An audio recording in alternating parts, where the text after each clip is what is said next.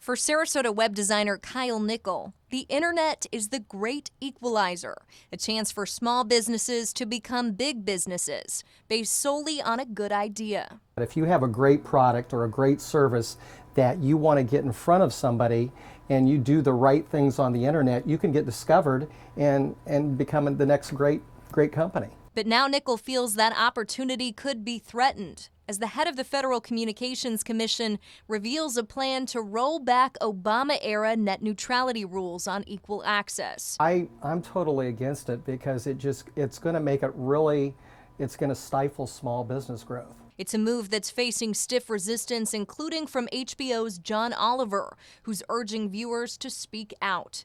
A call to action that could be responsible for a recent surge from 30,000 comments on the FCC's website to more than 1.6 million. So what is net neutrality? It's a big word for a simple idea that internet service providers like Comcast, AT&T, and Verizon, which control your pipeline to the internet, cannot pick and choose favorites in terms of the content that you consume.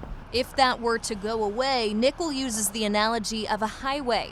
This would allow providers to set different speed limits for different drivers depending upon how much you're willing to pay, affecting those surfing the web as well as those who run internet-based companies.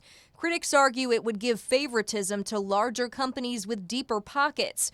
Nickel's concern: 80% of his customers are small businesses. It's going to make it really a lot harder for small businesses to start up and get discovered. So from my perspective, it's really it's bad for business. But president of Sarasota's Republican Club, Rod Thompson, says it's not the government's place to interfere. I think that the internet is maybe the greatest thing that's happened to free expression since the First Amendment of the Constitution of the United States. And for the government to start in any way regulating that is a disastrously bad idea. Internet service providers are privately owned companies, and Thompson says they should be treated as such. Internet service providers are private entities that are providing it. So a better analogy is more like that of a Maserati manufacturer who would be required to make sure that his car doesn't go any faster than a Prius. Researcher and instructor at the University of South Florida, Alyssa Klein, specializes in inequality and poverty. She says doing away with net neutrality won't just impact businesses, it will also impact individuals, especially those on the lower end of the economic scale. When you're talking about differential pricing of a product that's become as important as internet access and access to specific things on the internet, it's not that hard to understand why those who have the least money would be the most seriously impacted by it. The internet's not just home to funny YouTube videos, social media, or the answers to your strangest questions. It's also a tool that has become a necessity in the educational and professional world. To Klein's point, charging more for internet speed will make it harder for the lower class to access that crucial tool.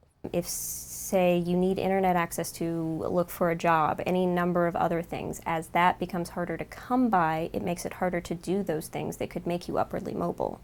Plus, Klein says it may play a larger role in rural areas where internet provider options are limited. When we think of people with low socioeconomic status too, often people jump right to cities. But really, in this particular case, we should also think about the rural poor because they have even fewer choices in internet service providers. It's an issue that crosses party lines and affects nearly every single American. For now, the question is what rules, if any, will govern the tool we've come to rely on.